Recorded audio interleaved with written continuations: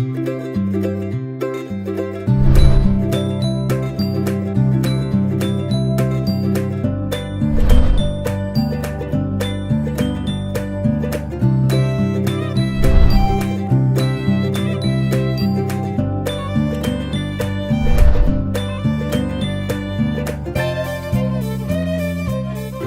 pessoal, vamos começar mais uma aula de História, com o tema hoje, o nosso tema da aula de hoje é a Revolução Industrial.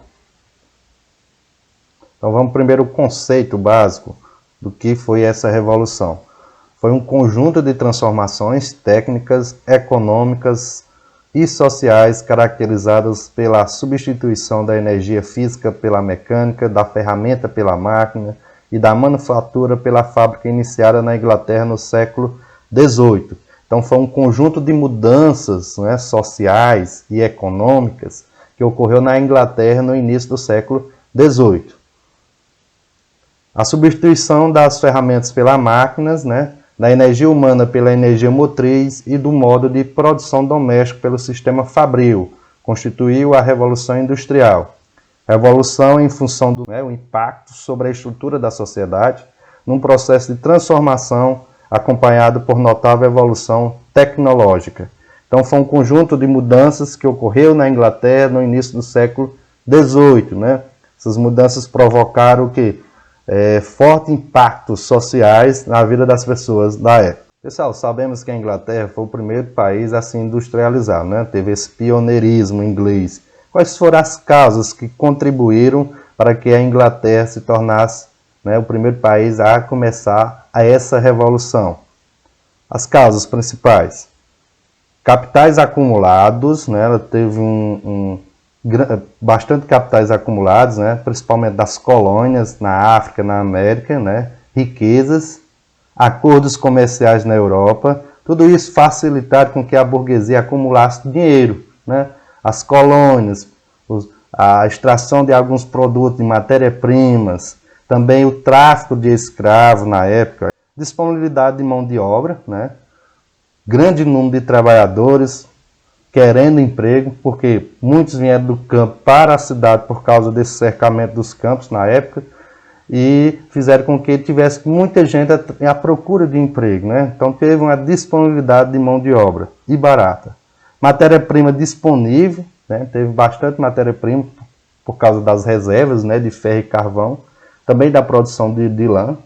Então facilitou também esse ponto. Mercado consumidor, muitas pessoas para comprar os produtos ingleses nas colônias e também nos países europeus, né, que já tinham assalariados. Tinha uma marinha, né, mercante poderosa, né? A Inglaterra aí tinha uma boa frota, né? Também favoreceu atos de navegação, que facilitava ainda mais. A burguesia no poder foi outro ponto importante, porque antes da Revolução Gloriosa, em 1688, a Inglaterra era uma monarquia, né? Depois da Revolução, ela deixa de ser uma monarquia, passa a ser parlamentarismo, né? Passa a ser o parlamento, tem mais poder. Com isso, quem estava mais no parlamento? A burguesia, os comerciantes. Então, foi favorável. Ética protestante. Antes da Revolução, né, o trabalho lá na Inglaterra, no início era o artesanato, depois passou para a manufatura, e com isso veio a Revolução Industrial, passou para a maquinofatura. Então, todo um processo. Antes, no artesanato, né, o trabalho era feito ali manualmente, né? Mais primitivo, o cara lá fazia todo o processo de produção sozinho. Na manufatura já vai ter uma divisão do trabalho, né? Já vai utilizar algumas máquinas, né? Então tem essa diferenciação. E antes da Revolução, os trabalhadores, né, fazendo seus produtos, então manualmente. Até o século XVIII, toda a energia era produzida pela força do homem, né? O cara que fazia todo o processo produtivo. Qualquer objeto, né, que era feito ali pela sua própria energia, pela força. Para tornar a produção mais rápida e lucrativa, os burgueses, né, passaram a reunir os artesãos em galpões. Quando já reúne, fornecendo ali as ferramentas e as matérias-primas, e daí já em troca os artesãos recebiam o quê? Um salário fixo. Então surge aí já primeiras manufaturas, né? As primeiras unidades de produção capitalista. Antecessor aí às fábricas. Antes da Revolução, para a gente definir aqui o artesanato e a manufatura, para entender melhor, o artesanato é o estágio primitivo da elaboração de artefatos, né? Não possuía a divisão do trabalho. Então, o estágio primitivo, quando eu faço todo o processo de produção, sozinho, na minha residência, né? Vamos dizer que eu vou fazer um móvel para minha casa. Então, eu pego a madeira e faço todo o processo, né? Manualmente, e não tem uma divisão do trabalho. Já na manufatura, esse estágio é o que? Intermediário entre o artesanato e a indústria. Né? A presença de algumas máquinas já vai ter uma divisão do trabalho. Mas a produção ainda depende da mão, da força humana. Então, na manufatura, eu vou ter o quê? Uma divisão do trabalho. A diferenciação é essa, ela vai ter uma divisão do trabalho. Vamos dizer que na produção de um móvel, o cara lá tem uma pessoa responsável por pegar madeira, outro por cortar e outro por produzir. Então, já vai ter uma divisão. A diferenciação de manufatura para maquinofatura, para vocês entenderem. A unidade de produção na manufatura é a oficina, já que é a fábrica, não é a indústria. A produção era pequena na manufatura, já na fábrica, na indústria, a produção é em larga escala, né? Na manufatura, a predominância do trabalho é o quê? Manual, ainda é feito tudo manualmente. Uma especialização, a diversificação, já vai ter a introdução da máquina. Aqui é a especialização e qualificação do trabalho. O cara era especializado em fazer todo o trabalho. Já aqui a máquina vai substituir essa qualificação técnica do operário, já vai ter um trabalho. Aqui os trabalhadores que controlavam o meio de produção. Eu estava produzindo meu próprio produto, já aqui não. O patrão é que vai controlar esses meios de produção. A industrialização desse século XVIII, né, modificou toda a paisagem da Inglaterra. Urbana da Inglaterra mudou totalmente a partir do século XVIII. Locomotiva aí. A era agora, com essa industrialização, vem a era da maquinofatura, né? Surge a máquina a vapor. Primeira máquina de fiar, que acelerou a fabricação de tecido no início da Revolução Industrial. A maquinário têxtil inglês, a automação crescente foi a marca dessa revolução. Vários tipos aqui de máquinas. Ó.